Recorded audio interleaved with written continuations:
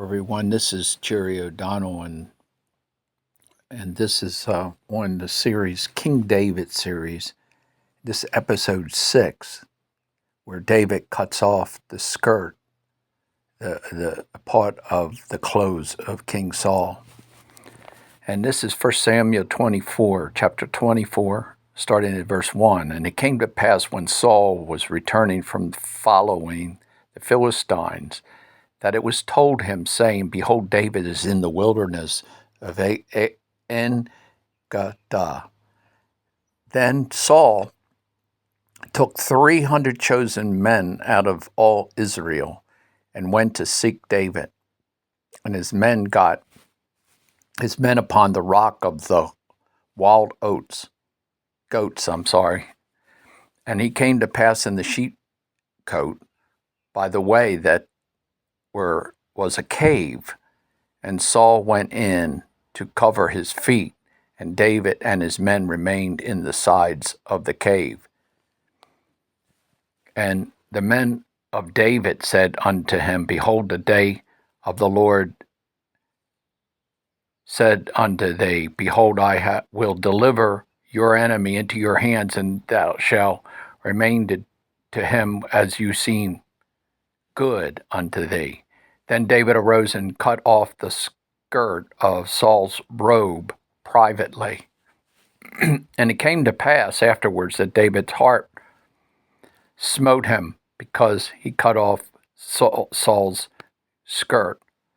And he said to his men, The Lord forbid that I should do this thing unto my master. The Lord anointed to stretch forth his hand against him, seeing he is the anointed of the Lord.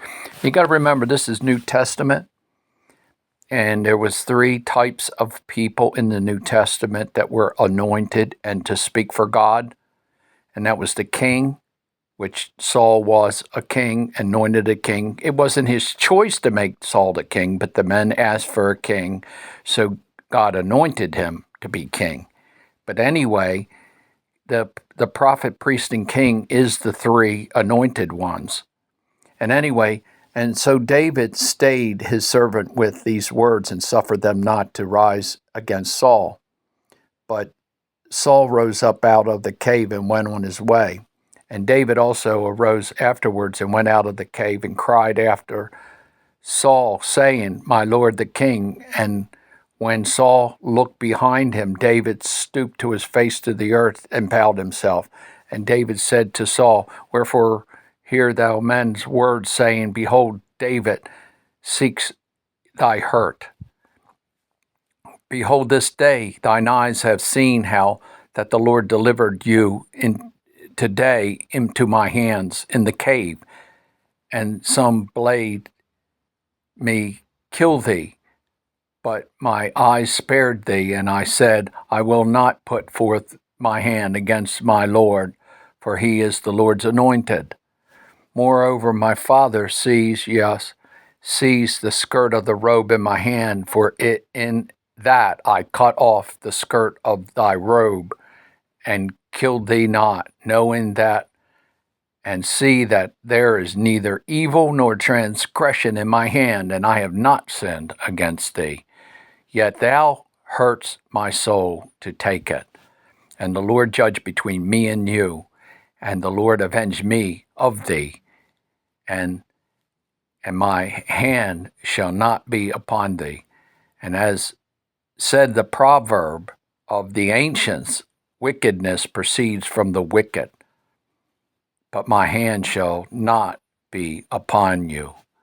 And after whom is the king of Israel come out? After whom dost thou pursue? After a dead dog? After a flea? Notice he made it a flea again.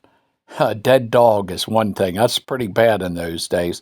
But a flea? That's just a flea is just a little insect on the dog. So that's pretty low.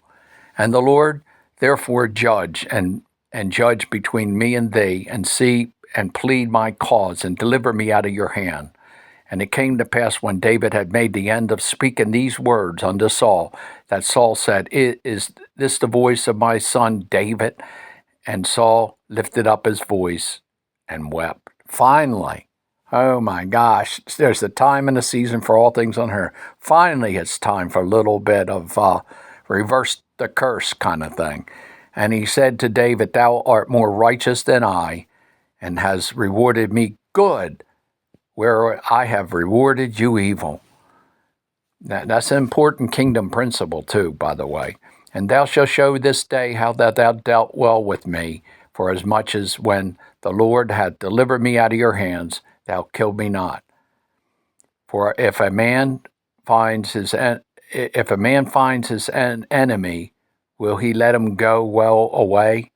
Wherefore the Lord rewarded thee good for that has done unto me this day.